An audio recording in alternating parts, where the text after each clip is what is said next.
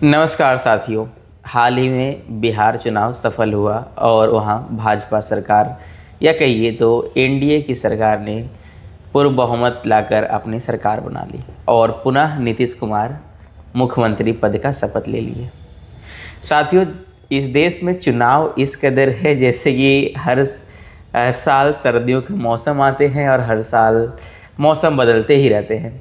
वैसे ही अगला चुनाव हमारा बंगाल में होने जा रहा है, जहां भी राजनीतिक माहौल बहुत ही ज़्यादा गर्मा गया है।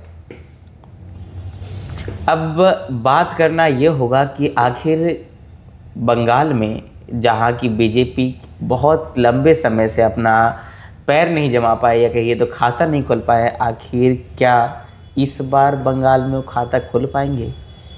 क्या ऐसा हो सकता है कि इस बार जो ममता जी या ममता दीदी इतने समय से वहाँ मुख्यमंत्री पद पर है, उन्हें वो हटा पाएंगे? खैर, वो देखना होगा। लेकिन हमारे साथ मौजूद है हमारे गेस्ट संतोष मिश्रा जी। आज हम लोग यहाँ बात करने जा रहे हैं कानून व्यवस्था और राजनीतिक हिंसा जो वहाँ हमेशा से रहा है। आपने अक्सर रील में देखा होगा कि ऐसे वीडियोज़ वायरल होते हैं कि चुनाव के दौरान ममता जी या कहिए तो ममता दीदी हमेशा दंगे करवाती है। ये मैं नहीं कह रहा, बल्कि जो वायरल वीडियोस होते हैं उनमें ऐसा देखा जाता है। लेकिन सर, आप बताइए, क्या बीजेपी का ये जो आरोप है कि बंगाल में हमेशा राजनीतिक हिंसा के जरिए एक तरह से अपना सरकार ममता दीदी बनाती है, तो इस पर क्या आपका कहना है? देखिए, जो बंगाल चुनाव की बात हो रही है, अभी बंगाल चुनाव में एक तो ज़्यादा समय नहीं बचा है और कहीं ना कहीं जैसे पार्टियों ने अपनी कमर कस ली है। और अभी हाल ही में बिहार चुनाव के बाद नरेंद्र मोदी ने अपने भाषण में ये भी कहा कि जो गंगा माँ बिहार के रास्ते बंगाल में गिरती हैं, उन्होंने एक ये संकेत दे दिया है कि बीजेपी बंगाल में ममता सरकार के साथ दो हाथ करने को तैयार है, क्योंकि काफ़ी लंबे समय से इनकी सरकार नहीं है। सीटें आप ये कह सकते हो बिहार में आ गई है, तो अब बंगाल की बारी है और बंगाल में कितना असर हो पाता है ये देखना होगा। दूसरा, जो चुनाव में हिंसा की बात होती है, कहीं ना कहीं और राज्यों के मुकाबले बंगाल में हिंसा काफ़ी ज़्यादा होती है और इसमें कहीं ना कहीं जो राज्य सरकार की सुरक्षा का मामला है वो एक देखने को मिलता है। अच्छा सर, जैसा कि हम सभी जान रहे हैं कि केंद्र में भी भाजपा है, ये कहिए पूरा केंद्र सरकार, पूरा केंद्र का तंत्र उन्हीं के हाथ में है, भाजपा सरकार के हाथ में है। इसके बावजूद अगर इस तरह का आरोप बीजेपी लगाती है कि बंगाल में हिंसा हो रहा है या हिंसा करवा रही ममता जी, तो इस पर बीजेपी या कहिए तो केंद्र सरकार कोई एक्शन क्यों नहीं कर रहा फिर? देखिए, केंद्र की अपनी ताकतें हैं, राज्य की अपनी ताकतें और शक्तियाँ हैं। दूसरा, जो चुनाव के टाइम में हिंसा होती है वो बहुत ही खतरनाक हिंसा रूप ले लेती है कई बार, और कई बार जान तक लोग गंवानी पड़ती है लोगों को, क्योंकि कहीं ना कहीं जो चुनाव में प्रयोग होती है राज्य की लोग या सत्तारूढ़ पार्टी कहीं ना कहीं अपना वर्चस्व हासिल करने में किसी न किसी, क्योंकि ये एक पुरानी कहावत है कि चाहे कैसे भी जीत हो, जीत होनी चाहिए, चाहे 1 रन से हो चाहे 100 रन से हो, अब मायने होता है जीत का। इसी प्रकार चुनाव में भी लोग ये कहते हैं कि एक पुरानी कहावत है कि प्यार और जंग में सब कुछ जायज़ है। तो आप इससे भी हिसाब लगा सकते हैं कि कितना प्यार होगा वहाँ से बीजेपी को और कितना ममता बनर्जी को होगा, ये समय ही बताएगा चुनाव के मुकाबले देखा जाए।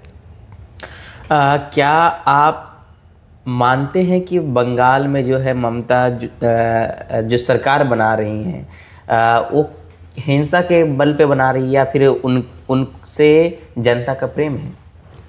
देखिए, कहीं ना कहीं जो सिनेरियो बैठता है वहाँ, जो हिंसा या आप सुरक्षा की बात उठाते हैं वो काफ़ी समय से उठती आ रही हैं। दूसरी बात ये, जो बीजेपी वहाँ काफ़ी समय से चुनाव में पहले कई पार्टियां लड़ती थी चुनाव, ममता सरकार से पहले वहाँ लेफ़्ट की सरकार थी और लेफ़्ट का बहुत लंबे समय तक राज्य में शासन भी था। और कांग्रेस कहीं ना कहीं सत्ता में है भी नहीं और दूर दूर तक वो कैंडिडेट खड़े भी नहीं होते उनके। एक प्रश्न थोड़ा सा सर, क्योंकि अक्सर जो है विरोधी पार्टियाँ कहिए तो लेफ्ट की पार्टियाँ बीजेपी पे सवाल उठाती हैं कि बीजेपी हर जगह वोट चोरी से अपना सरकार बना रही है। तो कहीं ये एक अलग फैक्टर, ये जो एज अ विपक्ष आप बीजेपी के ममता पे कहीं ये आरोप तो नहीं आपका कि हिंसा से वो सरकार बना रही है? देखिए, जो रिपोर्ट और सूचना जो मिलती है सोशल मीडिया के माध्यम से भी, जो रील या हम लोग वो चीज़ें देखते हैं, कितनी ऑथेंटिक है ये तो एक जांच का विषय ही है। फिर जांच जब होनी चालू भी होती है तो सरकारें जो वहाँ की हैं वो सपोर्ट नहीं करती, केंद्र या सीबीआई को रिकमेंड नहीं होती, क्योंकि जब तक राज्य में, आपको याद होगा भी एक बंगाल मेडिकल MBBS की डॉक्टर जो थी उनके साथ दुर्व्यवहार हुआ और उनकी हत्या हो गई, और उसमें जो स्टूडेंट थे वो धरने पर बैठ गए, तो उस पर जो राज्य सरकार थी उन्होंने लाठीचार्ज भी करवा दिया, और वो जो धरना था लंबे समय तक स्टूडेंट अपनी मांग को लेके चलते ही रहा, और कहीं ना कहीं उसमें जो कार्यकर्ता निकल के आया वो किसी न किसी पार्टी से जुड़े हुए निकल के आए। तो अच्छा, ये जनता के ऊपर इतना हिंसात्मक जो दबाव या कहिए तो उनसे दुर्व्यवहार जो किया जा रहा है, क्या लगता है कि इस हिंसा का जो है बीजेपी को राजनीतिक लाभ हो सकता है?